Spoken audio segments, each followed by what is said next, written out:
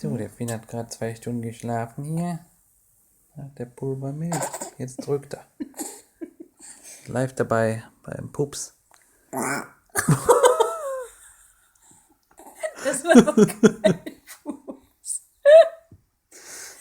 Wir haben eigentlich einen Fuß gemacht. Hast du in die falsche Richtung gedrückt?